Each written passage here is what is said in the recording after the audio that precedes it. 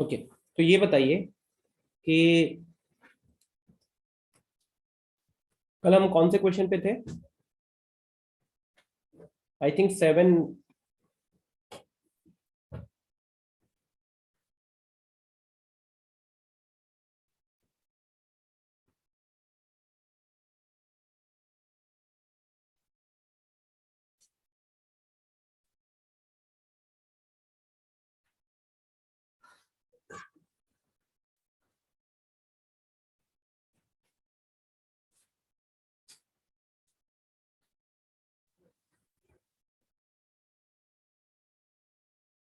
Number 4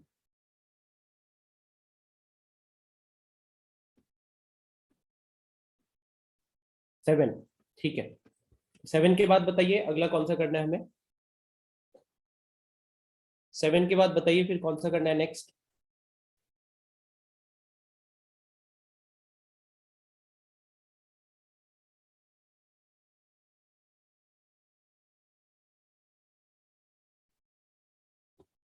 eight में doubt है हर्ष, ठीक है। चलो फिर 8 से शुरू करते हैं। 8 में कह रहा है in how many ways can 7 persons sit around the table so that all of them do not have the same neighbors in any two arrangements। तो ये सवाल है कि 7 लोगों को एक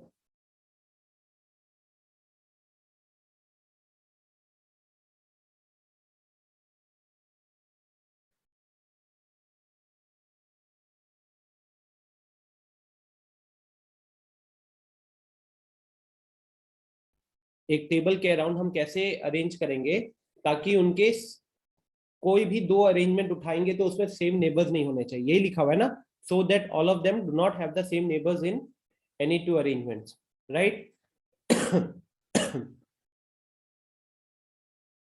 हर्ष क्या अप्रोच लगाए हो वैसे इसमें?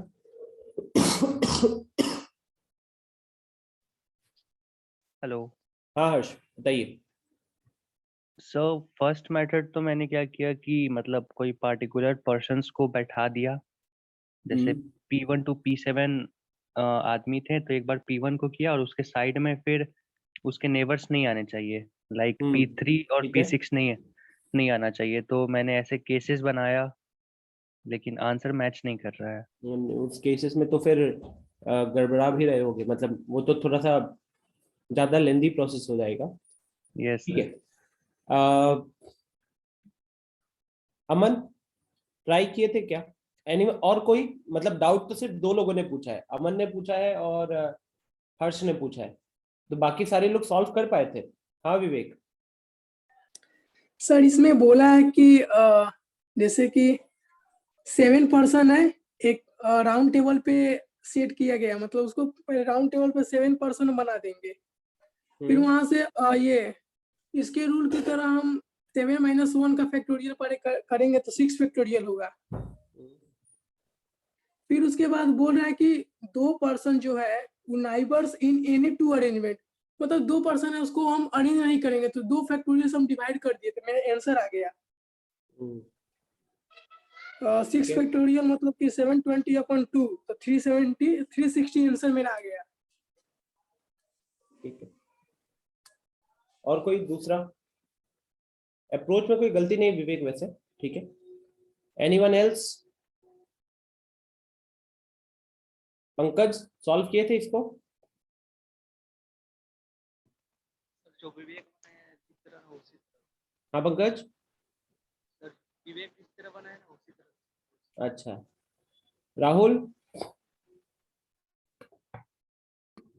Yes sir. ट्राई किए हो इसको? सर हम सर ज्वाइन नहीं किए थे सर, इसका पहले वाला क्लास था, थोड़ा सर छूट गया। इसका पहले वाला क्लास नहीं ज्वाइन किए थे?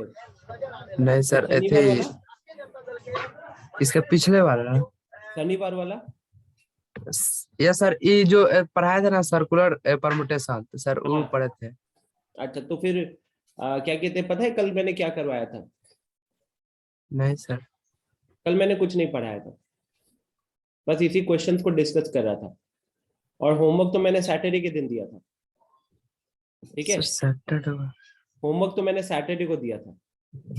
क्या हो गया जानते हो राहुल, तुम ना घर पे जाने के बाद आलसी हो गए हो और ध्यान नहीं दे रहे हो पढ़ाई में। ये तुम्हारा अभी जो पॉइंट है वो बता रहा हूँ, क्योंकि सैटरडे को एक क्लास सुबह हुई थी, एक क्लास शाम को हुई थी, सर दोनों की शाम वाला रिकॉर्डिंग सर नहीं किए थे सर। नहीं किए थे, लेकिन तुम्हें पता था ना शाम को क्लास है। सर कहे थे कि सर कॉल करवाएंगे सर, रवि थे संडे को कराएंगे। मैंने बोला था, उसके बाद ग्रुप पे मैसेज नहीं देखा था तुमने? सर उसके बाद सर मेरा नेट खत्म हो गया था सर, 1 GB ऐसे भरवाए हैं। अच्छा तो सर ठीक है, सर बट 2 क्लास करते हैं तो खत्म हो जाता है सर। तो अब देखो, सिंपल सा पॉइंट समझो राहुल, कि नेट वाला जो पॉइंट है ना, ठीक है तुम वहां पे हो, तुम्हें जैसे क्लास, अच्छा ठीक है, तुमको इतना तो बाद में पता चल गया होगा कि सैटरडे के शाम को क्लास हुआ था।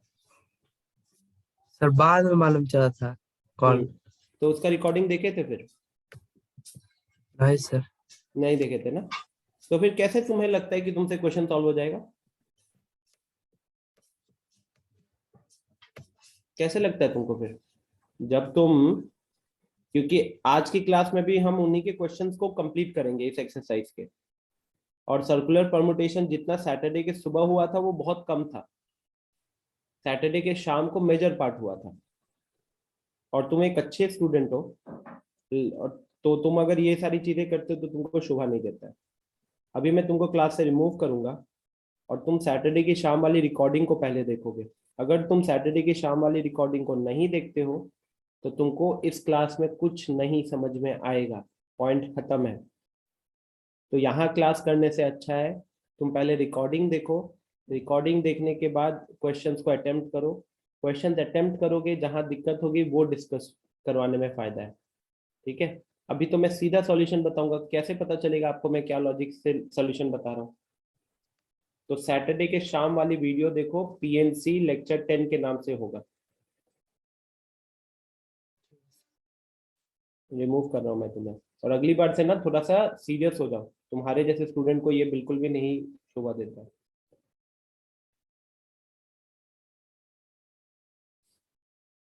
ओके, सो चलो देखो हर्ष, इस पर्टिकुलर क्वेश्चन में, ठीक है, पहला फंडा तो ऐसे है कि 7 लोग हैं। मैं आपको ना एक छोटे से एग्जांपल से इसको समझाने की कोशिश करता हूँ। लेट्स गो विथ, मान लो कि अभी 7 नहीं 3 लोग लेके चलते हैं, ठीक है हर्ष, 7 के जगह 3 लोग लेके चलते हैं। तो मुझे ये बताओ कि 3 लोगों को अगर हम सर्कुलर टेबल में अरेंज करना चाहते हैं तो क्या होगा आंसर? 3 लोगों को अगर हम सर्कुलर टेबल में अरेंज करना चाहेंगे तो क्या होगा answer?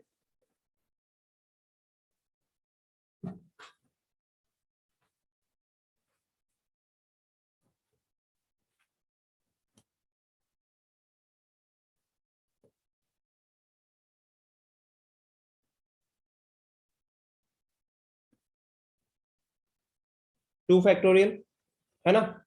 The answer will be 2 factorial. क्यों 2 फैक्टोरियल होगा? बिकॉज मान लो वो 3 लोग हैं ए बी सी, 3 लोग हैं ए बी सी, तो ए को यहां रखेंगे, बी को यहां रखेंगे और सी को यहां रखेंगे।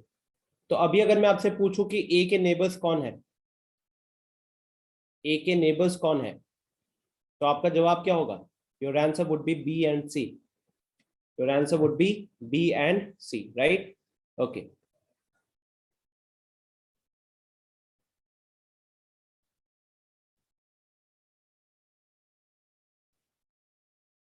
अब अगर मैं दूसरा अरेंजमेंट, 2 फैक्टोरियल मतलब 2 बोल रहे हो ना स्टूडेंट्स आप लोग, तो दूसरा क्या हुआ? A is sitting here, now C will be on the right of A and B will be on the left of A. इस केस में ए के नेबर्स कौन है? ए के नेबर्स हैं सी एंड बी। तो एक छोटा सा ऑब्जर्वेशन यहाँ पे ये कर सकते हो हर्ष, छोटा सा ऑब्जर्वेशन ये कर सकते हो कि हम जो क्वेश्चन बोला है, जो हमारा क्वेश्चन है, क्या मेरा क्वेश्चन इन दोनों केसेस को एक्सेप्ट करेगा? मेरे क्वेश्चन ने जो कंडीशन दिया है, क्या वो कंडीशन दोनों पे एप्लीकेबल है? नहीं करेगा, राइट? दोनों में से सिर्फ एक करेगा, या तो पहला वाला या फिर दूसरा वाला, क्योंकि आंसर में क्या होना चाहिए? हम अभी अरेंजमेंट में इस तरीके से देख रहे हैं, हम अरेंजमेंट में इस तरीके से देख रहे हैं कि हमारे सेम नेबर्स किन्हीं भी 2 अरेंजमेंट में नहीं होने चाहिए।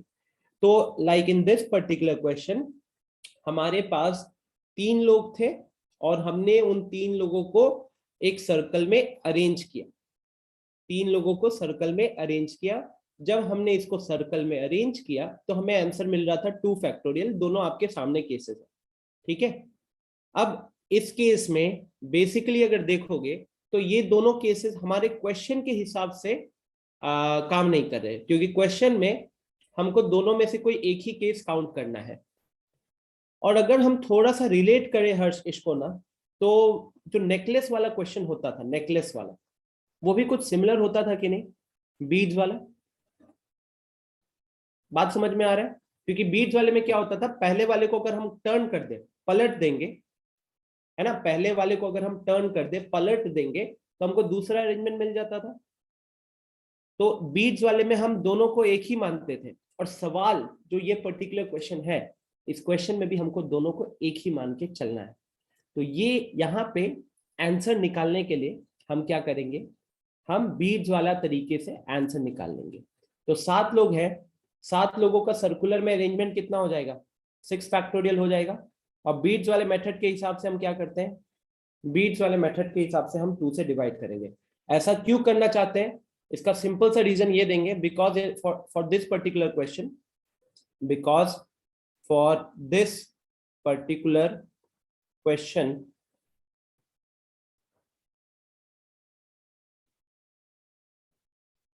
clockwise and anti-clockwise arrangements are same. Clockwise and anti-clockwise arrangements are same. ठीक है, आई बात समझ में? अमन, आपको भी डाउट था इस क्वेश्चन में, क्या ये फंडा क्लियर है? समझ में आ रहा है अमन? क्या है कि यहाँ पे सर्कुलर मतलब क्लॉकवाइज और एंटी क्लॉकवाइज दो अलग अलग अरेंजमेंट हम नहीं मानेंगे क्वेश्चन के कारण। नॉर्मली तो हम अरेंजमेंट में मानते हैं, क्लॉकवाइज से एक ऑर्डर आता है, एंटी क्लॉकवाइज से दूसरा ऑर्डर आता है।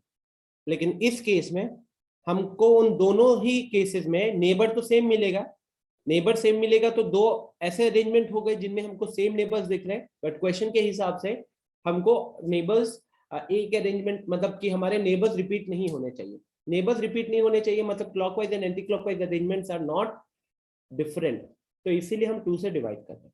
ठीक है, I hope this is clear now. Okay Harsh, चलो तो next will talk about question number 9। 9 कह रहा है a round table conference is to be held between delegates of 20 countries. In how many ways can they be seated? अच्छा, इसमें कौन सा वाला डाउट है, इसमें कौन सा वाला डाउट है?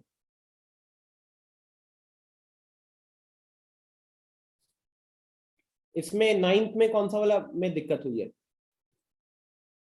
बी वाले में।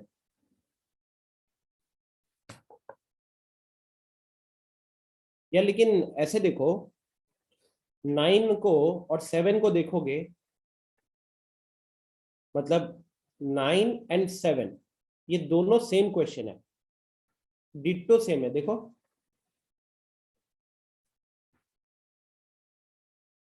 हाँ विवेक, यस सर, 7 और 9 दोनों सेम है, लेकिन 7 का मेरा दोनों बन गया, और इस 9 का ये जो सेकंड पार्ट है ना, नेवर बी टुगेदर, ये वाला पार्ट मतलब उस अप्रोच से कर रहे हैं, बट मेरे आंसर अच्छा नहीं आ रहा है। मेरे को एक मिनट, 20 दो साथ में रहेंगे तो 18 और एक 19, 19 मतलब 18 का फैक्टोरियल, और दो साथ में रहेंगे तो 2, और 20 का हो जाएगा 19 का फैक्टोरियल, तो 19 का factorial minus this, 18 factorial common ले लिया तो 19 माइनस 2 17। क्या ये आंसर है क्वेश्चन में? इसका आप सेकंड वाला, हाँ, सेकंड वाले का आंसर क्या 17 इंटू 18 फैक्टोरियल है? बट मेरा नहीं आ पा रहा है। तुम्हारा क्या आ रहा है आंसर? क्या तुम्हारा आंसर ये आ रहा है? कुछ और सर, ये जैसे इसमें बोला है नेवर टुगेदर, तो सबको मतलब कि ये कर दिए, पहले बंडल में कर दिए, उसके बाद गैप जो मिला है ना,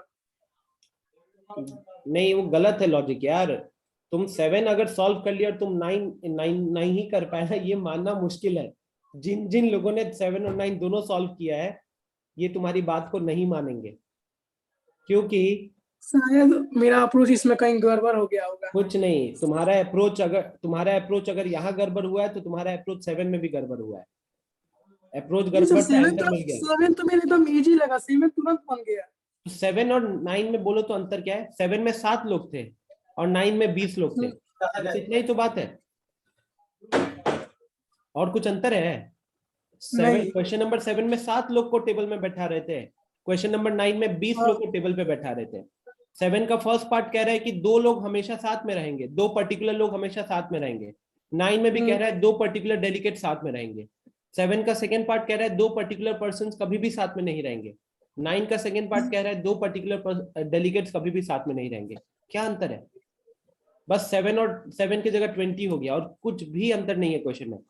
सेम लॉजिक, हम इसको निकालने के लिए क्या करते थे?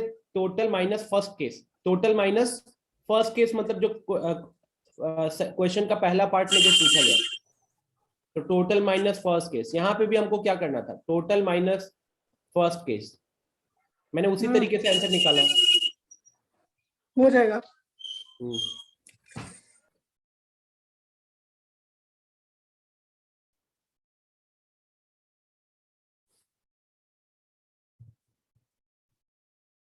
Okay, after question number 7, after 9, what is the next question? खुशबू एक बार अनम्यूट कीजिएगा। Yes sir. क्या हो गया था आपको? सर फोन का रिचार्ज खत्म हो गया था। आप मतलब इस चक्कर में आपने कितनी क्लासेस मिस की आपको पता है? यस सर, वही रिकॉर्डिंग कल ही तो रिचार्ज करवाए थे, सोचे कि आज क्लास करके फिर शाम को रिकॉर्डिंग देख लेंगे सर। कोई फायदा नहीं है, मेरा सजेशन होगा आप लीव करके रिकॉर्डिंग देखो, क्योंकि आपको कुछ नहीं समझ में आएगा। ओके ठीक सर। है,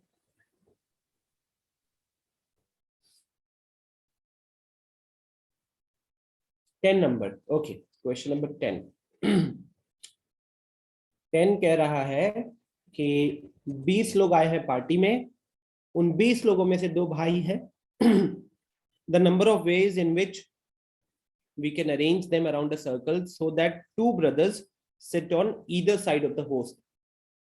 Either side of the host मतलब समझ में आ रहा है?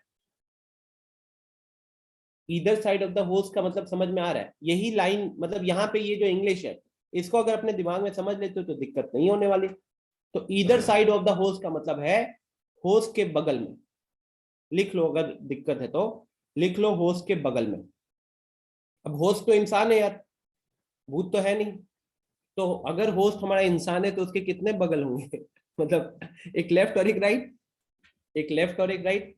ठीक है, तो यहाँ पे हम 20 लोगों को एक टेबल में अरेंज करेंगे, एक सर्कल में अरेंज करेंगे, इस कंडीशन के साथ कि वो जो दोनों भाई हैं वो होस्ट के अगल बगल में ही बैठेंगे। ठीक है, होस्ट के अगल बगल में ही बैठेंगे। तो चलो फिर देखते हैं इसका सोल्यूशन। सिंपल सा क्वेश्चन है यार, ये सिंपल सा क्वेश्चन है। एक बार करने के बाद दूसरी बार होपफुली आपको ऐसे क्वेश्चन में दिक्कत नहीं होनी चाहिए, बिकॉज रिपीट होता है और बड़ा शॉर्ट में सॉल्यूशन निकल आता है। तो जैसे कि यहाँ पे अगर हम देखें तो हम यहाँ पे क्या करने वाले हैं, इस पर्टिकुलर क्वेश्चन में हम जो अप्रोच फॉलो करेंगे तो उस अप्रोच के हिसाब से 20 लोगों को बैठाना है टोटल। अब मान लो कि होस्ट यहाँ पे है, यहाँ पे कौन है? आपका होस्ट है।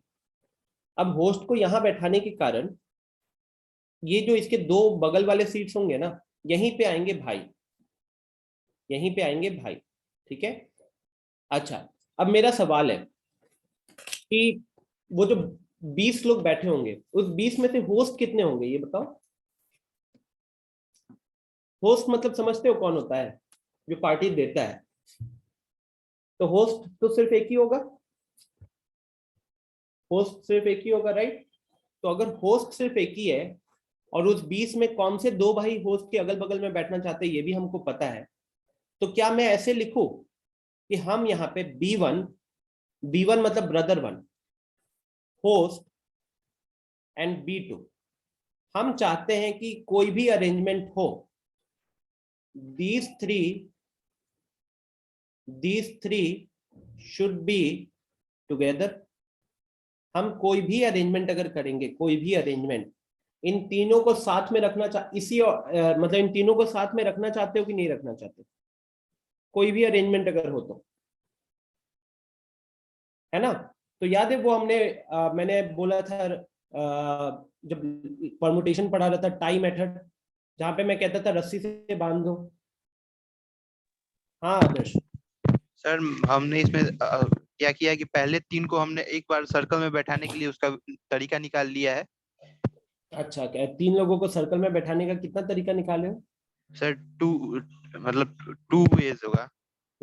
ठीक है। उसके बाद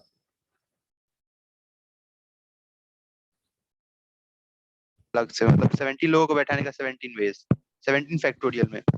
अच्छा, अब इसमें ठीक तो है, 17 फैक्टोरियल इंटू 2 फैक्टोरियल, तो मेरे को आंसर दिख रहा है इसका। यस सर, वैसे ही हम भी किए, मतलब पहले 3 को फिर 17 को। तो वही हमेशा टाई मेथड में क्या रहता है? हाँ अर्जु,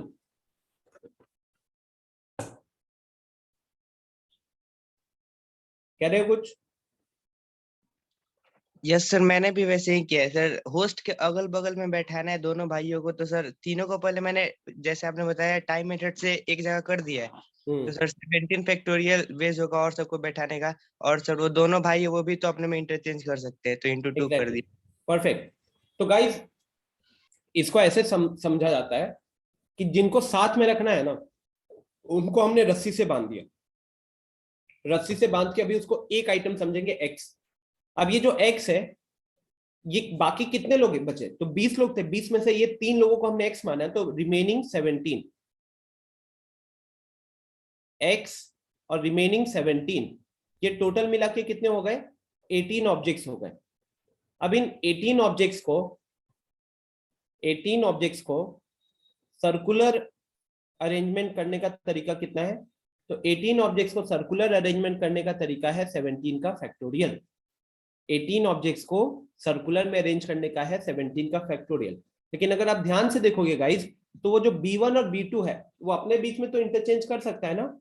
जैसे अभी H के लेफ्ट में B1 दिख रहा है, राइट में B2 दिख रहा है। ये भी पॉसिबिलिटी हो सकती है कि लेफ्ट में B2 आए और राइट में B1 आए। ठीक है, तो 18 ऑब्जेक्ट सर्कुलर के 17 फैक्टोरियल बन गए। And B1 and B2, the brothers can interchange. Brothers can interchange in 2 factorial ways. Therefore total number of ways is equal to 17 का फैक्टोरियल इंटू 2 का फैक्टोरियल। ठीक है, 17 का फैक्टोरियल इंटू 2 का फैक्टोरियल। मेरी आवाज सबको ठीक से आ रही है? बिकॉज यहाँ इंटरनेट का मेरे को लैग दिख रहा है, मैसेज आ रहा है।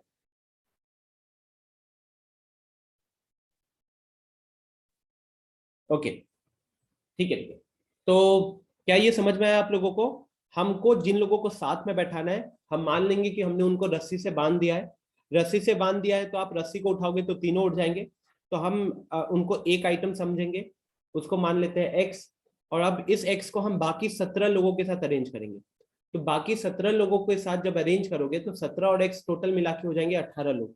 इन 18 लोगों को कितने तरीके से अरेंज किया जा सकता है सर्कुलर वे में? तो 17 फैक्टोरियल वेज में अरेंज किया जा सकता है। 17 फैक्टोरियल वेज में अरेंज किया जा सकता है। और अब जो भाई है, उनको अपने बीच में कितने तरीके से अरेंज कर सकते हो? तो उनको अरेंज कर सकते हो 2 फैक्टोरियल वेज में। ठीक है, 2 फैक्टोरियल वेज में। तो इसलिए टोटल नंबर ऑफ वेज कितना हो जाएगा? 17 फैक्टोरियल इंटू 2 फैक्टोरियल। क्या ये चीज क्लियर है? श्रेया पूछ रही है डिवाइड बाई 2 नहीं होगा। श्रेया, डिवाइड बाई 2 हम सिर्फ तभी करते हैं जब सर्कुलर अरेंजमेंट क्लॉकवाइज और एंटी क्लॉकवाइज अलग अलग नहीं होते हैं। यहाँ पे होंगे। ठीक है, हम लोगों को अरेंज करवा रहे हैं, तो बाई 2 ध्यान रखो कहाँ पे होता है, कहाँ पे नहीं होता है।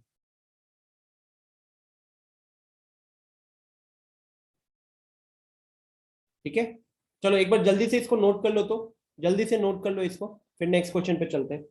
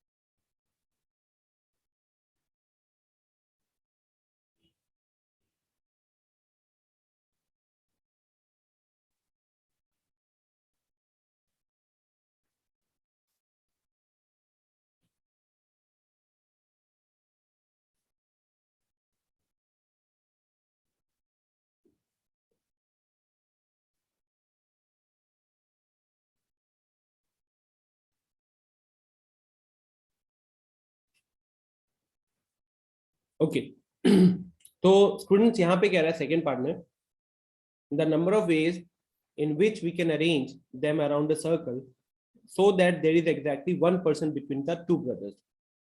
तो पिछले वाले में क्या था, दोनों भाइयों के बीच में होस्ट आ रहा था. इस वाले क्वेश्चन में क्या होगा, तो हम दोनों भाइयों के बीच में एग्जैक्टली एक बंदे को बैठाएंगे, एक बंदे को बैठाएंगे. तो अब ये बताओ, सबसे पहले ये सोचो कि पार्टी में 20 लोग थे, 20 में से 2 भाई थे. अब उन 2 भाइयों के बीच में हम किसी एक इंसान को ही बैठाना चाहते हैं, तो बीच में कितने ऑप्शन है फिर, बीच में कितने ऑप्शन है फिर?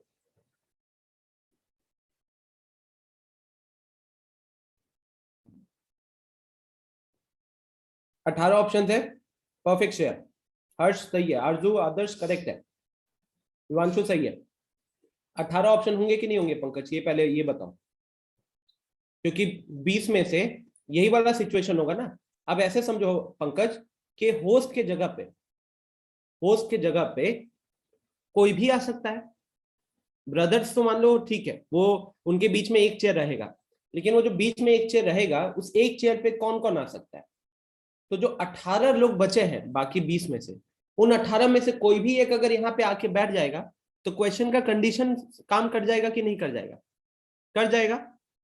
तो इस क्वेश्चन में ये फर्स्ट पार्ट था और सेकेंड पार्ट. अंतर क्या है जानते हो? अंतर बस इतना है कि होस्ट को हम, क्योंकि होस्ट एक ही था तो उसको बैठाने के कितने तरीके थे? होस्ट क्योंकि एक ही था तो उसको बैठाने के कितने तरीके थे?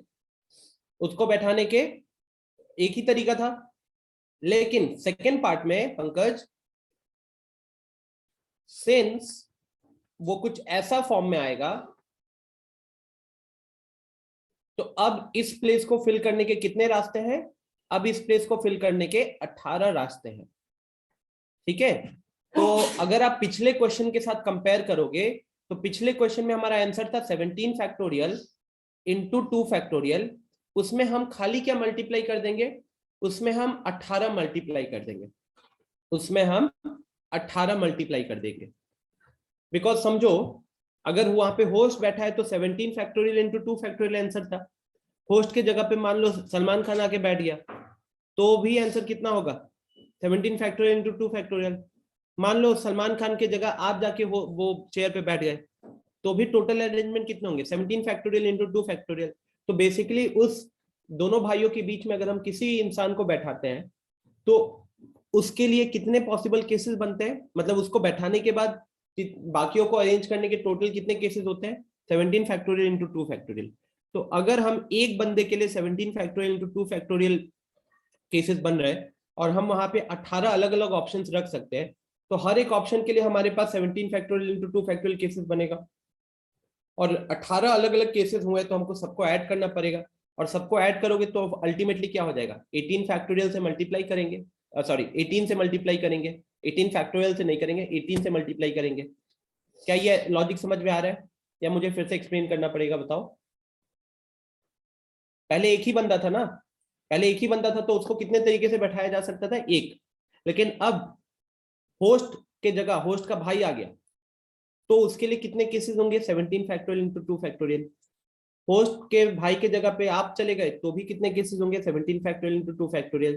तो जो 18 ऑप्शंस हैं, उन 18 ऑप्शन में से किसी एक को भी बैठाते हो तो उसके हिसाब से 17 फैक्टोरियल इंटू 2 फैक्टोरियल केसेस आ रहा है. और ये जो 18 अलग अलग लोग हमारे पास ऑप्शन है, सबके लिए बराबर नंबर ऑफ केसेस है. तो सबके लिए अगर बराबर नंबर ऑफ केसेस बन रहा है तो ऐड कर दोगे तो टोटल कितना हो जाएगा? ऐड कर दोगे तो टोटल हो जाएगा 17 फैक्टोरियल इंटू 2 फैक्टोरियल इंटू 18. ये लॉजिक यहाँ पे ऐसे देख सकते हो, कि यहाँ पे ये जो h था ना, इसको बैठाने का एक ही तरीका था. तो अगर हम इसमें 1 मल्टीप्लाई करते तो कोई फायदा नहीं होता. ये 17 फैक्टोरियल क्यों आया? इसको x मानकर बाकी 17 लोगों के साथ अरेंज किया तो 18 ऑब्जेक्ट हो गया. 18 ऑब्जेक्ट को सर्कुलर में अरेंज करने का 17 फैक्टोरियल. फिर b1 और b2 जो भाई है उनको अपने बीच में इंटरचेंज कराने के 2 फैक्टोरियल. और बीच में जो h था वो एक ही पर्टिकुलर इंसान है तो उस एक पर्टिकुलर इंसान को एक ही पर्टिकुलर जगह पे बैठाने का एक ही तरीका था. तो 1 से मल्टीप्लाई करने से कोई फायदा नहीं हो रहा. लेकिन सेकेंड पार्ट में वहां पे 18 ऑप्शंस आ गए तो इसीलिए हमने क्या कर दिया? 18 से मल्टीप्लाई कर दिया। पंकज समझ में आया ये चीज? और जिन जिन लोगों को डाउट था ये पर्टिकुलर क्वेश्चन में,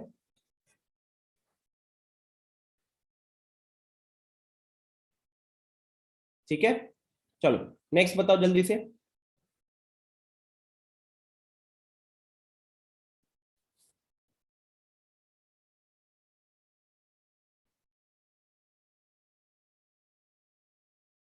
फोर 6 होमवर्क का कह रहे हो ना?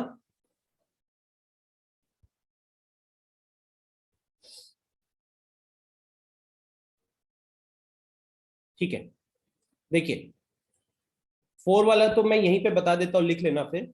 Number of ways in which 8 things of which 3 are one kind, 2 are of another can be arranged in a circular order। इसका मतलब है कि कितने तरीके से आप 8 चीजों को अरेंज कर सकते हो एक सर्कल में, जिसमें कि उन 8 में से 3 चीजें बड़ा सेम दिखती है और बाकी 2 चीजें भी सेम दिखती है। तो आप इसको ऐसे मान लो कि हमारे 3 चीजें थे ए और 2 चीजें जो अलग अलग थे वो थे बी। तो 5 इधर हो गया, फिर एक सी था, एक डी था और एक ई था।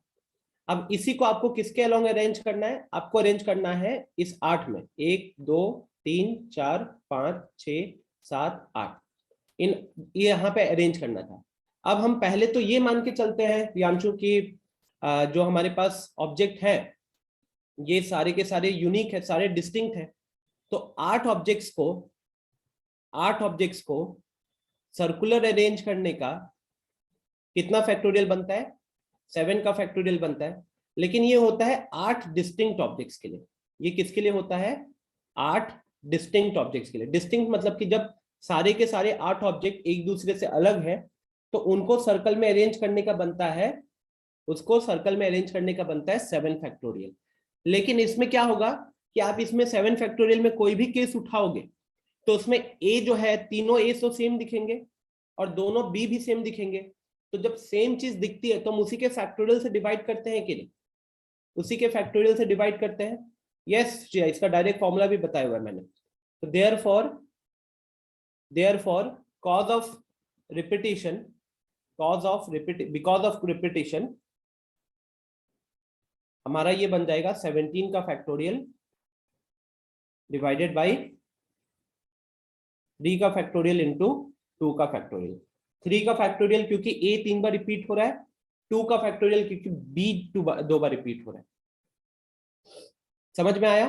जल्दी से इसको नोट कर लो क्योंकि ये ना फाइल में नहीं आएगा। अगर नहीं समझ में आया तो बताओ, नहीं तो आया समझ में फटाफट इसको बस लिख लो।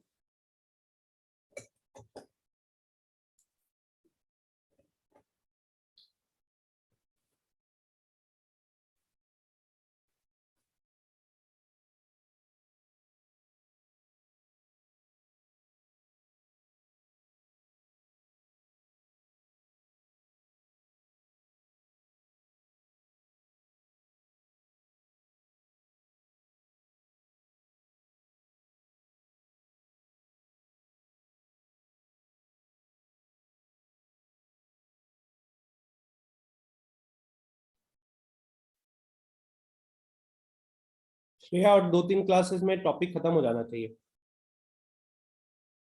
हर्ष वो मैं अलग से कराऊंगा यार, मतलब यहाँ पे कराना फायदेमंद नहीं है वो, ठीक है?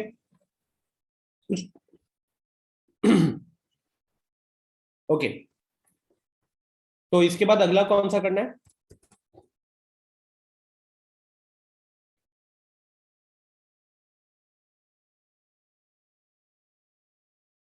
अगला क्वेश्चन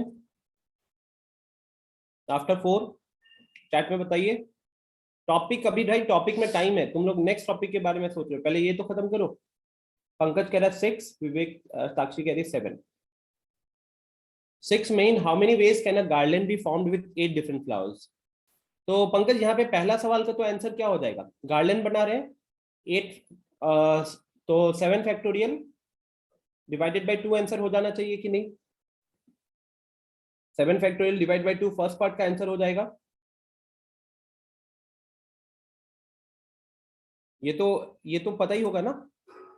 सेकेंड पार्ट कह रहा है कि also find the number of ways in which these 8 flowers can form a garland so that 4 particular flowers are never separated. इसको हिंदी में समझो, 4 particular flowers are never separated का मतलब है कि वो 4 फूल ऐसे होंगे जिनको आप कभी भी अलग नहीं करोगे। वो 4 फूल ऐसे होंगे जिनको आप कभी भी अलग नहीं करोगे। ठीक है, तो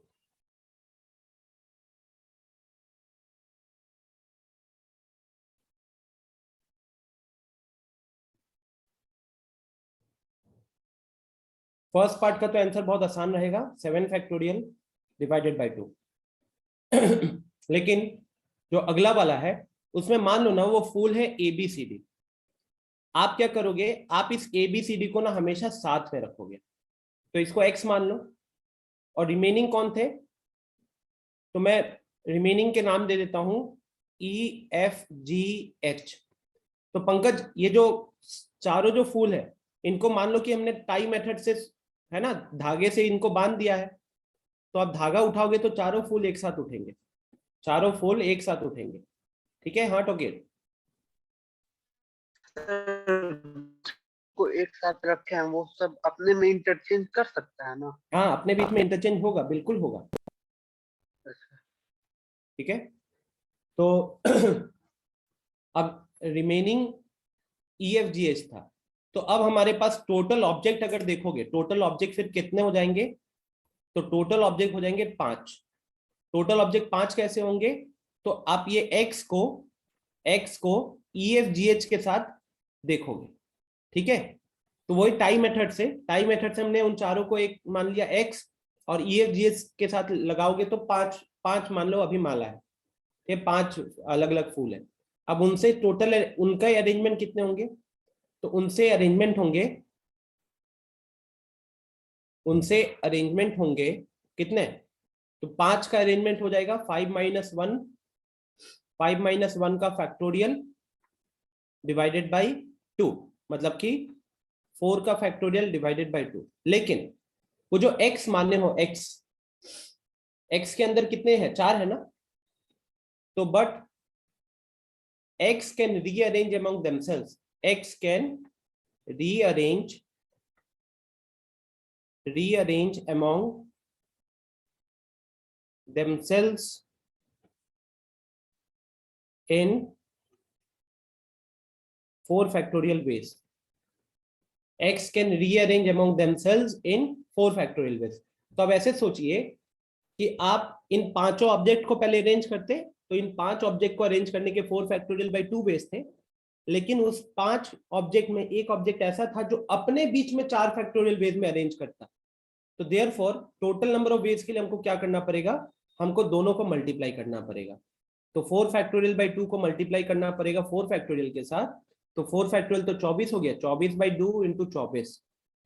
ठीक है, मतलब 288 हो जाएगा। फिर क्या ये समझ में आया जिन जिन लोगों को डाउट था 6 में? जिन जिन लोगों को 6 में डाउट था आंसर समझ में आया है? अमन, विवेक, पंकज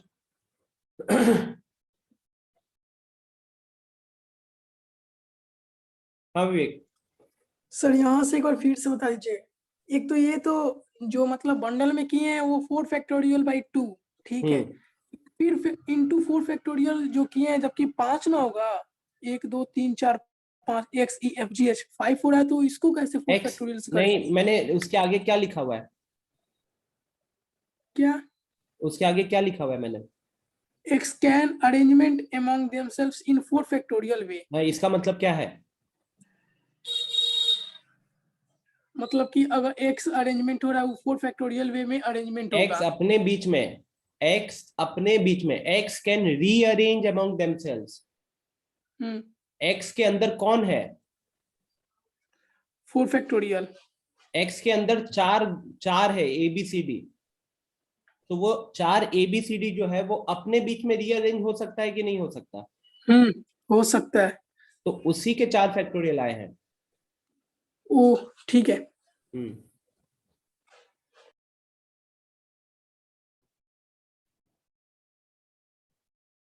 नेक्स्ट 6 के बाद कुछ ने 7 पूछा था। a gentleman invites a party of m plus n friends to dinner and places any m at one round table and the remaining n at another. The number of ways in which he can arrange them among themselves is.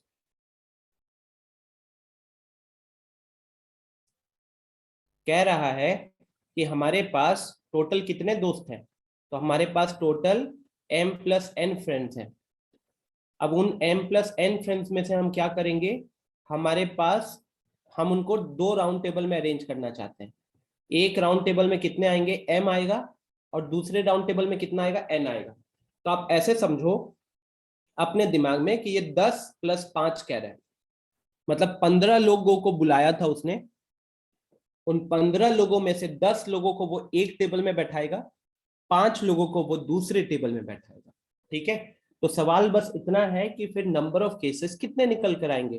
तो हम यहाँ पे क्या करेंगे, हम यहाँ पे वो जो 15 लोग हैं उन 15 में से कौन सा 10 को पहला टेबल में बैठाओगे, सोचोगे कि नहीं सोचोगे। वो जो ऊपर 15 लोग हैं उस 15 में से कौन से 10 को पहले टेबल में बैठाओगे, ये काउंट करोगे कि नहीं करोगे, बताओ।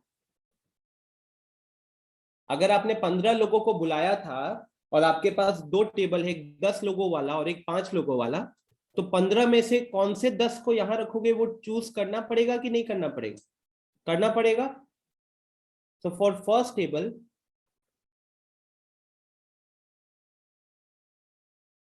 हमको पहले सिलेक्ट करना पड़ेगा,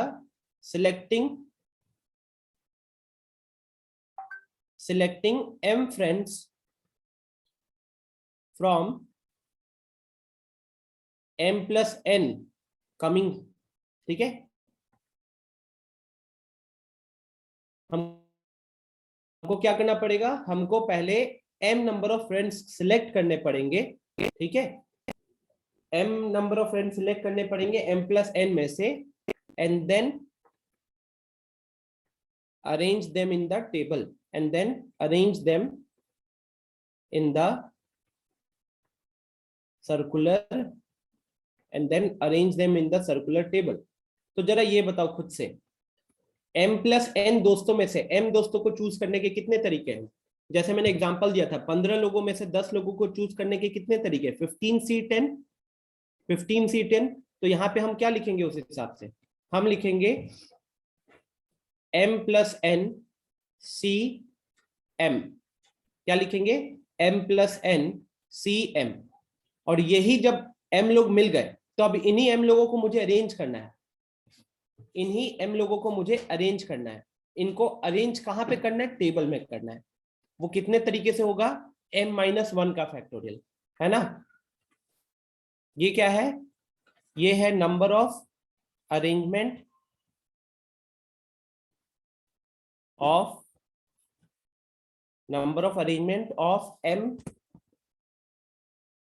m friends, number of arrangements of m friends in m plus number of arrangements of m friends in round table, in round table। ठीक है, तो स्टेटमेंट क्या था स्टूडेंट्स, ध्यान से समझो।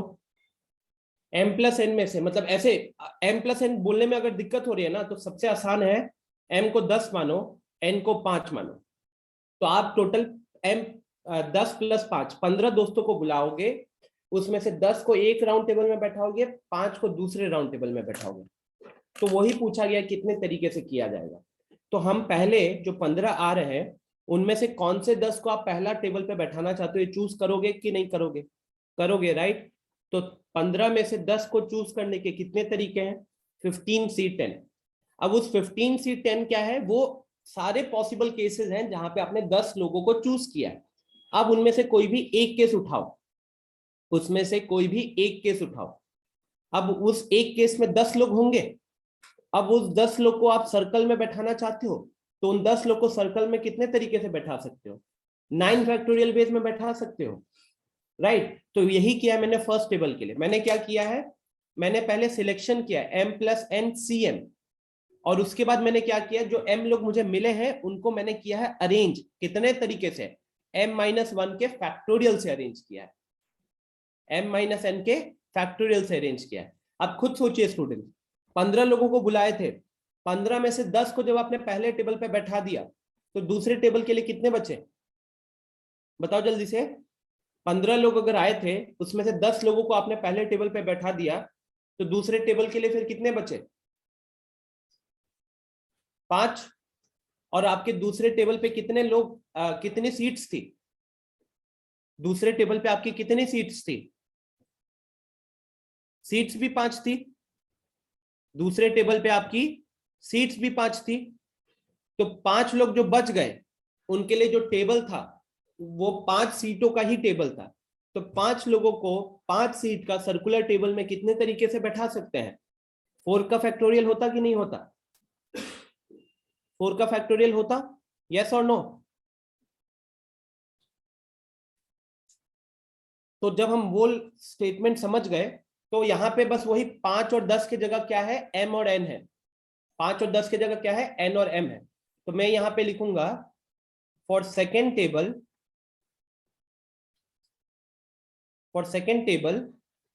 remaining n friends to sit in n chairs। जैसे मैंने बोला था ना कि 5 लोगों के लिए 5 चेयर्स, कितने फैक्टोरियल? 4 का फैक्टोरियल। तो n फ्रेंड्स को n चेयर में बैठाने के कितने फैक्टोरियल होंगे? तो वो हो जाएगा n-1 का फैक्टोरियल। n-1 का फैक्टोरियल। तो पहला टेबल में अरेंज किए हो m plus n cm into m-1 factorial में, और दूसरे टेबल में किए हो n-1 फैक्टोरियल में। देयरफॉर टोटल केसेस, तो टोटल क्या हो जाएगा? टोटल हो जाएगा आपका ऊपर का केस इनटू नीचे का केस जो कि n-1 का फैक्टोरियल था। अब अगर हम m प्लस n cm को ओपन करते हैं तो हमको मिलेगा m प्लस n का फैक्टोरियल डिवाइडेड बाई, एक आएगा m का फैक्टोरियल और एक आएगा n-r। साक्षी, जब 15 लोगों में से 10 लोग पहले टेबल पे चले गए तो दूसरे टेबल के लिए कितने बचे? 5। दूसरे टेबल के लिए 5 बचे, और दूसरे टेबल पे आपने सीट्स भी कितनी रखी हुई हैं? आपने वो सीट्स भी 5 ही रखी हुई है। तो जब आपने सीट्स भी 5 रखी हुई है, लोग भी 5 है, तो उनको बैठाया कितने तरीके से जा सकता है? 5 माइनस 1, 4 का फैक्टोरियल। तो मैंने भी यही चीज लिखा हुआ है, बस वो 5 की जगह पे n है। तो for second table remaining n friend to sit in n chairs, कितने तरीके से? n-1 के फैक्टोरियल से। ओके,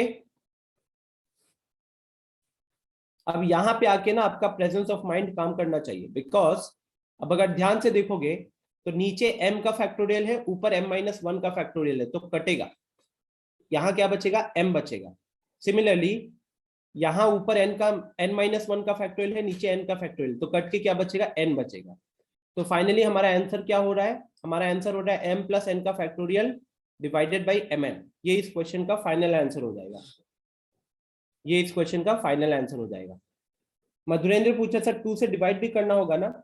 मधुरेंद्र 2 से डिवाइड आप कहाँ पे यार, मतलब 2 से डिवाइड वाला जो केस है, ये मन में डाउट भी क्यों आ रहा है? सबसे पहले तो 2 से डिवाइड वाला केस हम लोग सिर्फ कहाँ पे करते हैं? हाँ बोलो। तो यहाँ पे इस वाले क्वेश्चन में सर क्लॉकवाइज और एंटी क्लॉकवाइज, तो ये दोनों सर इसमें जो केस हम लोग कंसीडर करेंगे वो तो सेम ही ना होगा? नहीं, अलग होगा ना। जो आप दोस्तों पे बैठा रहे, आप सोचो क्लॉकवाइज और एंटी क्लॉकवाइज अलग कैसे हो जाते हैं? या इसको ना, जो गार्लैंड वाले एग्जांपल में हम क्या कहते थे? हम गार्लैंड वाले में केसेस में कहते थे कि माले को अगर उल्टा कर दोगे, पलट दोगे माले को, तो भी पहना जा सकता है कि नहीं पहना जा सकता है ना? तो इस केस में अगर आप इसको पलट देते हो तो आपको वो क्या क्या होगा? क्या वो अलग होगा केस या सेम होगा? वो वाले हिसाब से सोचो, ठीक है? डिफरेंट है ना, यहाँ पे ऐसे भी सारे लोग डिफरेंट है। मतलब जब हम लोगों का अरेंजमेंट करते हैं तो हम लोग 2 के फैक्टोरियल से, अच्छा वो उसने दे दिया, ओके डन। चलो तो 7 हो गया सॉल्व। 7 एक एक्चुअली मेरे हिसाब से एक अच्छा क्वेश्चन है, भले इसका आंसर लास्ट में सिंपल है, but this is a good question. Yes Shreya. Hello sir, आवाज आ रहा है? हाँ आ रहा है। सर जो सेकंड वाला टेबल है तो उसमें हम लोग एनपीआर वाला फॉर्मूला नहीं लगाएंगे, जैसे m plus N C N वाला, क्योंकि टोटल में से तो n इसमें भी तो सेलेक्ट कर रहा है ना। लेकिन आप ऐसे सोचो कि आप जब 15 लोग आए हैं और आपके सामने 2 टेबल है, यस तो सर। या तो आप 15 में से पहले 10 को एक टेबल में बैठाओगे और उसके बाद बचे 5 को दूसरे टेबल में बैठाओगे, यस सर। या फिर दूसरा, तो उस केस में क्या होगा, उस केस में आपने पहले m प्लस एन, ऐसे देखो 15 में से 10 को चूज किया 15 सीट 10 में, अब आपको दूसरे के लिए क्या बचेगा, दूसरे के लिए बचेगा 5 और सीट भी 5 होगा, तो 5c5 का वैल्यू कितना हो जाएगा 1। यस ठीक सर। है। और अगर आप इसके जगह पे 15 में से पहले उनको 5 वाले टेबल में बैठाओगे, तो उस 15 में से आपको कोई 5 को चूज करना पड़ेगा कि नहीं करना पड़ेगा, यस सर। और उसके बाद बचेगा 10 और टेबल भी कितना है, 10 टेबल भी कितना का है 10 का, तो ये देखो फिर से वैल्यू 1 आ रही है। Yes sir. और 15c10 और 15c5 का वैल्यू तो सेम होगा, क्योंकि c के नीचे जो नंबर है उनको ऐड करने से 15 बन रहा है। Yes sir. तो इससे ये पता चला कि हम पहले 10 वाले को बैठा है उसके बाद 5 वाले को बैठा है, या फिर पहले 5 वाले को बैठा है उसके बाद 10 वाले को बैठा है, उससे हमको कुछ अलग सिचुएशन नहीं क्रिएट हो रहा है, सेम ही सिचुएशन बन रहा है। ठीक है। Yes sir.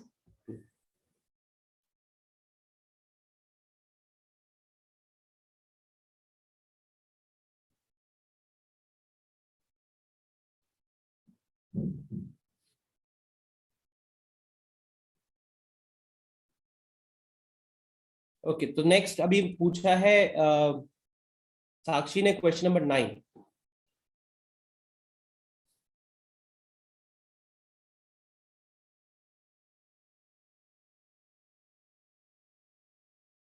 क्वेश्चन नंबर 9 में है there are n seats around the table numbered 1 to n। तो हमारे पास ना round the table, round the table मतलब क्या हुआ, ऐसे करके राउंड टेबल था और इसी पे 1 2 3 4 इस तरीके से चल रहा है। तो पूछा ये गया है कि हमारे पास n सीट है और m लोग हैं, उनको कितने तरीके से बैठाया जा सकता है। अब यहां पे लिख लो खुद से, नो साक्षी इसमें ऐसे लिख लो, नो सर्कुलर अरेंजमेंट। क्यों नहीं लगेगा, भले ही हम राउंड टेबल में कर रहे हैं, लेकिन ये देखो नंबर फिक्स कर दिया ना टेबल का, सारा टेबल का नंबर फिक्स कर दिया, और जब सारा टेबल का नंबर फिक्स कर दिया तो सारे पोजीशन क्या हो गए, सारे पोजीशन यूनिक हो गए। तो आप खुद सोचिए कि अगर आप एक क्लास में गए हो और वहां पे जो टेबल है वो टेबल है पे नंबर लगा हुआ है 1 2 3 4 5 6, मान लो रोल नंबर के हिसाब से रखा हुआ था। तो अगर आपके क्लास में 30 स्टूडेंट है तो मैंने 30 लोगों के चेयर्स अरेंज कर दिए, 30 लोगों के चेयर्स अरेंज कर दिए। ठीक है। अब उसमें से 20 लोग आ रहे हैं, तो अब 30 में से 20 को कितने तरीके से बैठाया जा सकता है, तो अब हमारा आंसर 30p20 हो जाएगा, 30p20 हो जाएगा। क्यों हो जाएगा 30p20, क्योंकि सर्कुलर में जब टेबल पे कुछ नहीं रहता है ना, कुछ पोजीशन कुछ नहीं फिक्स करते हैं, कोई रेफरेंस पॉइंट नहीं फिक्स करते हैं, तो पहले आदमी के पास एक ही ऑप्शन होता है। लेकिन यहाँ क्या होगा, जो पहला आदमी जाएगा उसके पास n ऑप्शन होंगे, क्योंकि वो सोचेगा ना कि 1 लिखा हुआ टेबल पे बैठे, कि 2 लिखा हुआ टेबल पे बैठे, कि 3 लिखा हुआ टेबल पे बैठे।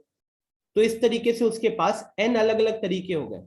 इसीलिए आप इसको एक लीनियर अरेंजमेंट की तरह ट्रीट करोगे, और लीनियर अरेंजमेंट की तरह ट्रीट करने के कारण इसका सिंपल सा आंसर हो जाएगा NPM।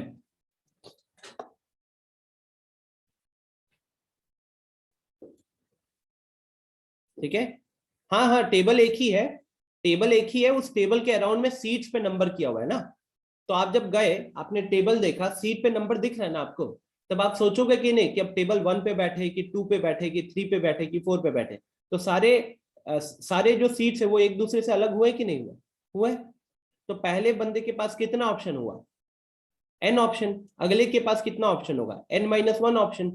तो इस तरीके से हम अरेंज करेंगे तो टोटल अरेंजमेंट कितने होंगे, NPM हो जाएंगे। तो भले लेवल 3 का था, लेकिन ये सबसे आसान क्वेश्चन में से एक था। ठीक है। मधुरेंद्र पूछ रहा है कि m ग्रेटर देन n होगा तब क्या होगा। मधुरेंद्र वो तो सिचुएशन आपको देगा ही नहीं। अगर आपके सामने तब वो ऐसा हो जाएगा, तब वो MPN वाला हिसाब बन जाएगा कहीं ना कहीं। कुछ लोगों को खड़ा रहना पड़ेगा, है ना।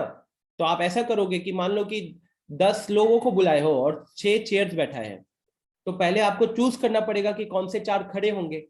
तो 10C4 करके उनको बाहर कर दिया और बाकी 6 फैक्टोरियल से मल्टीप्लाई करोगे। हाँ विवेक। सर इक्वेशन है इसी सर्कुलर पे, मतलब ग्रुप में फोटो भेज रहे हैं। भेजो।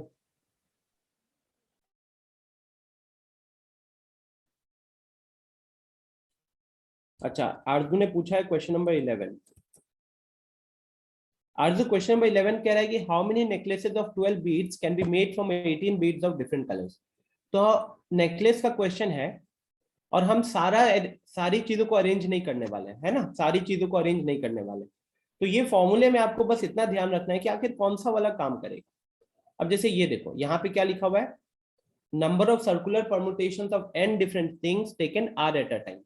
तो अगर हमारे पास n अलग अलग चीजें हैं और उसमें से r चीजों को अरेंज कर रहे हैं, तो हमारा आंसर NPR/r होता है, अगर clockwise and anti clockwise orders अलग अलग है। लेकिन वही NPR/2r होता है जब क्लॉकवाइज और एंटी क्लॉकवाइज अलग अलग नहीं होते। तो इस केस में, इस क्वेश्चन में हमारा आंसर क्या हो जाएगा, इस क्वेश्चन में हमारा आंसर हो जाएगा 18P12 डिवाइडेड बाई 2 × 12, मतलब 24 हो जाएगा ये। तो ये हो जाएगा आपका 18 का फैक्टोरियल डिवाइडेड बाई 6 का फैक्टोरियल इंटू 24।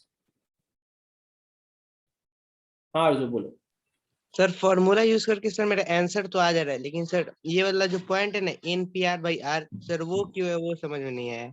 तो आपने दो पेजेस ऊपर आपने बुक में ही इसका सॉल्यूशन है, बिकॉज ये लास्ट टाइम मुझे याद है हर्ष ने पूछा था और ये हमने यहाँ पे ओपन किया था। ये रहा इसका एक्सप्लेनेशन,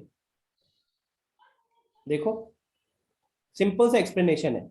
मान लो कि पहले लोगों को बैठा रहे हो, ऐसे इमेजिन करो कि आपके पास 10 चेयर्स थे और आपको 4 लोगों को बैठाना था, है ना। 10 चेयर्स थे और आपको 4 लोगों को बैठाना था। Yes sir. तो उस केस में आप पहले 10 में से कोई 4 को सिलेक्ट करोगे। Yes sir. तो 10C4।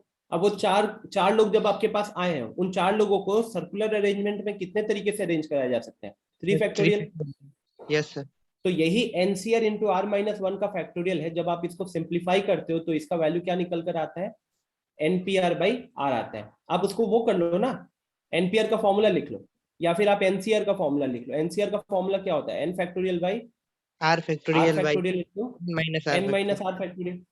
यस और सर। ऊपर क्या मल्टीप्लाई किया हमने, R-1 का फैक्टोरियल, है ना। यस अब सर। ये देखो कि R-1 का फैक्टोरियल R फैक्टोरियल को कैंसिल करेगा तो क्या बचेगा, R बचेगा, R बचेगा। और ये देखो n फैक्टोरियल और n-r का फैक्टोरियल, जब इसको डिवाइड करते हो तो आखिर ये किसके फॉर्मूले में आता है, ये NPR के फॉर्मूले में आता है। तो इसीलिए हमारा न्यूमरेटर में NPR लिखते हैं और नीचे जो सिंपल R है उसको यहाँ लिखते हैं, तब जाकर ये फॉर्मूला निकल कर आता है। ठीक है, यू वेलकम। तो विवेक ने क्वेश्चन भेजा है, 8 persons are to be seated including A and B, 4 at round table and 4 at a straight table. The number of arrangements in which A and B are not at the round table.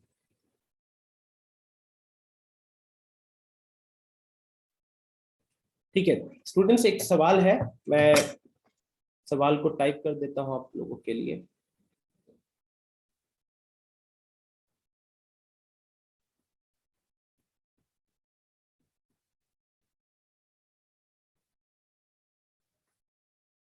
तो सवाल है, 8 people are to be seated including A and B, ठीक है, including A and B, 4 at a round table and 4 at a straight table. The number of arrangements in which A and B are not at the round table is, चलो try करो सब कुछ।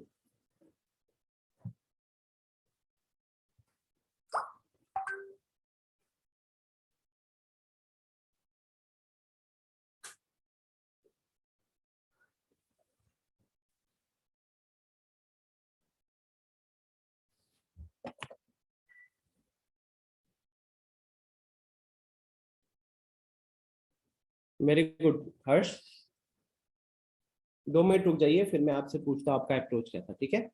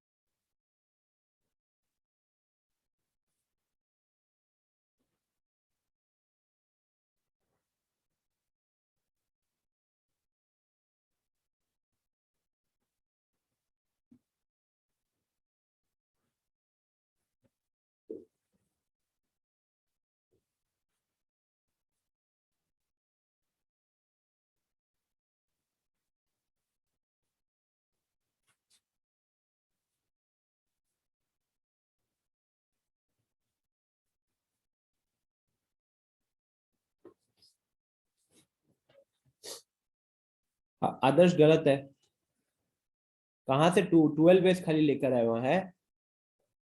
Option में भी 12 नहीं मिलेगा।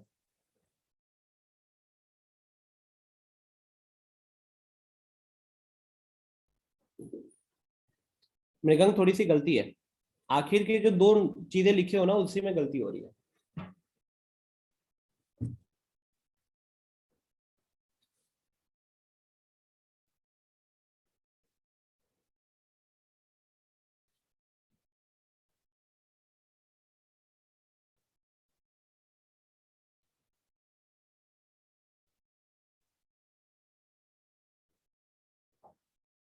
नहीं 10 नहीं है आंसर। मृगंक आई थिंक आप सही आंसर, ठीक है। चलो हर्ष ने सबसे पहले आंसर किया था। हर्ष एक बार आप अनम्यूट करके एक्सप्लेन करो क्या प्रोसेस आपने फॉलो किया है।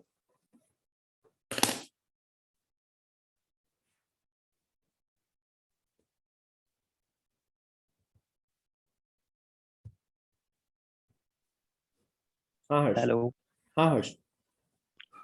सर, टोटल 8 पीपल है और बोल रहे हैं कि ए और बी राउंड टेबल पे नहीं आएंगे, मतलब वो स्ट्रेट टेबल पे आएंगे। ठीक है। और अगर उन दोनों को हटा दिया जाए तो टोटल 6 पीपल बचते हैं। और राउंड टेबल का जो स्पेस है वो 4 आदमी के लिए है, मतलब अभी भी वहां पे 2 आदमी और जाएंगे। नहीं, राउंड टेबल पे तो ए और बी नहीं बैठेंगे। नहीं, मतलब राउंड टेबल का नहीं, स्ट्रेट टेबल पे। हाँ स्ट्रेट टेबल का 4 है तो उधर और 2 आदमी जाएंगे। उधर 2 आदमी और जाएगा तो हमारे पास टोटल पर्सन 8 है, जिसमें से ए बी तो बैठ चुका है ए बी पे, मतलब स्ट्रेट टेबल पे, और 2 प्लेस और बाकी है, तो उससे 6 ही 2 वेज में हम लोग ले सकते हैं। पहले सेलेक्ट करेंगे आदमी को, ठीक है। और उसके बाद स्ट्रेट टेबल पे 4 फैक्टोरियल से उन्हें बैठा सकते हैं। ठीक है। और सर उसके बाद जो रिमेनिंग 4 पर्सन है उसको हम लोग राउंड टेबल पे 3 फैक्टोरियल वेज में बैठा सकते हैं। ठीक है, परफेक्ट, वेरी गुड। तो students this is the correct solution. Starting वाला पार्ट मैंने लिखा हुआ था कि क्वेश्चन के हिसाब से विवेक ए और बी जो है वो राउंड टेबल पे नहीं आएगा। इसका मतलब है ए और बी कहाँ पे आएगा? ए और बी आएगा स्ट्रेट टेबल पे, है ना? ए और बी आएगा स्ट्रेट टेबल पे। अब अगर ए और बी स्ट्रेट टेबल पे आएगा तो स्ट्रेट टेबल पे 4 लोगों की जगह थी, 4 में से दो लोग सिलेक्ट हो चुके हैं, अभी भी 2 लोग सिलेक्ट करने हैं ना। अब ये 2 लोग कहाँ से आएंगे? तो जो बाकी के 6 लोग बचे हैं उनमें से आएंगे। तो फॉर स्ट्रेट टेबल मैं यहाँ पे सीधा सॉल्यूशन लिख रहा हूँ, फॉर एसटी लिख देता हूँ, ठीक है, स्ट्रेट टेबल। अब क्या होगा विवेक कि जो 6 लोग बचे हैं उसमें से आप पहले 2 लोग चूज करोगे, कितने तरीके से, 6C2 तरीके से। तो जब आप 6 में से 2 लोग चूज किए तो वो 2 लोगों को ए और बी के साथ आप स्ट्रेट टेबल पे अरेंज करा सकते हो, क्योंकि सवाल खाली इतना था कि ए और बी स्ट्रेट टेबल पे बैठेगा, ये नहीं बोला कि ए और बी साथ में बैठेगा। तो 6C2 क्या हो गया, 6C2 हो गया 6 में से 2 लोगों का सिलेक्शन। और अब जो 4 लोग हो गए उन 4 लोगों को स्ट्रेट टेबल पे अरेंज कराने का कितना तरीका हो जाएगा, वो हो जाएगा 4 का फैक्टोरियल, वो हो जाएगा 4 का फैक्टोरियल। और अब बात करते हैं राउंड टेबल के लिए। तो जब आपने 6 में से 2 लोग चूज कर लिए और ए और बी पहले से स्ट्रेट टेबल पे थे, मतलब टोटल 4 लोग साफ हो गए, तो बचे 4 लोग। अब ये 4 लोगों को आप कहाँ पे बैठाओगे, राउंड टेबल पे बैठाओगे, वहां पे 4 चेयर्स हैं, तो 4 लोगों को 4 चेयर्स में सर्कुलर में बैठाने का कितना तरीका होगा, वो हो जाएगा 3 का फैक्टोरियल।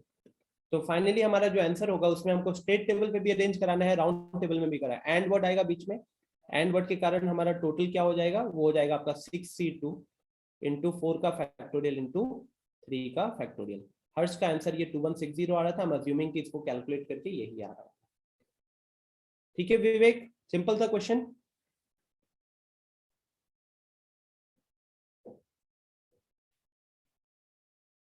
ठीक है,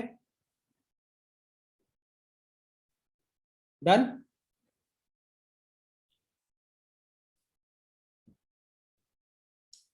तो इसी के साथ स्टूडेंट्स, अच्छा एक और छोटा सा अनाउंसमेंट है, कल ना एक एक्स्ट्रा क्लास रखनी होगी मेरे को, कि आप में से कितने लोग अवेलेबल रहोगे 10:30 बजे, सुबह 10:30 बजे आप में से कितने लोग अवेलेबल रहोगे, एक बार हैंड रेज कर दो। सारे लोग रहोगे है ना, सारे लोगों ने हैंड रेज किया, परफेक्ट, वेरी गुड। तो स्टूडेंट्स कल 10:30 बजे हम एक ऑनलाइन क्लास रखेंगे, ठीक है, कल 10:30 बजे हम एक ऑनलाइन क्लास रखेंगे, जहां पे मैं अब नेक्स्ट पार्ट जो है ना, नेक्स्ट पार्ट क्या है, इंपॉर्टेंट पार्ट है, नेक्स्ट पार्ट है ये ग्रुपिंग वाला, ये ना सबसे मुश्किल माना जाता है परमुटेशन में। ये जो आपका एडवांस वाला पार्ट है ना, एडवांस वाला पार्ट एक्चुअली ज्यादा आसान है, और एक ग्रुप बनाने वाला जो क्वेश्चन होता है, डिवीजन इनटू ग्रुप्स, ये ज्यादा मुश्किल होता है लोगों के लिए, ठीक है। तो ध्यान रखिएगा, कल की क्लास मिस मत करना, it's going to be a very important class. Personally अगर मेरे से पूछोगे डिवीजन एंड डिस्ट्रीब्यूशन, तो आधे लोगों को मतलब वो भाग जाते हैं, ठीक है, तो बहुत केयरफुली आपको, बहुत अपना अच्छे अटेंशन के साथ। तो मैं आज आप लोगों को कोई होमवर्क नहीं दे रहा हूँ, एक्सरसाइज खत्म हो गया, छोटा सा काम दे रहा हूँ, बस छोटा सा काम दे रहा हूँ कि आप बस इसको पढ़ो खुद से। ये जो प्री रीडिंग दिख रहा है ना, ये जो सामने आपको जो मॉड्यूल में खाली वो जो 2-3 पेज दिख रहा है, उसको अच्छे से पढ़ लेना बस। हर्ष कह रहा है इसके क्वेश्चन हो गए 95% डिवीजन वाला, बहुत अच्छी बात है, डिवीजन वाला हो गया तब तो बहुत अच्छी बात है। ओके, तो होमवर्क यही है कि ये 2-3 पेज आप लोग सबको एक बार अच्छे से 1 घंटा लगाना, ये नहीं कि 10 मिनट में खाली बुक के जैसा रीड करो, 1 घंटा लगाकर समझने की कोशिश करना, समझ पाए, मतलब 1 घंटा अगर एफर्ट दे दोगे ना, तो कल मेरे एक्सप्लेनेशन में आपको बहुत सारी चीजें क्लियर हो जाएंगी। ओके, तो चलो फिर, bye everyone, take care. Number of divisions वाला ठीक है, टाइम बचता है बता दूंगा, नहीं तो क्लास बाकी लोग चले जाएंगे, फिर आपको बता दूंगा नंबर ऑफ डिविजन्स वाला, ठीक है, छोटा सा कॉन्सेप्ट है वो। चलो फिर बाय एवरीवन, टेक केयर, मिलते हैं कल की क्लास में, ध्यान रखिएगा 10:30 बजे मैं अनाउंसमेंट डाल दूंगा।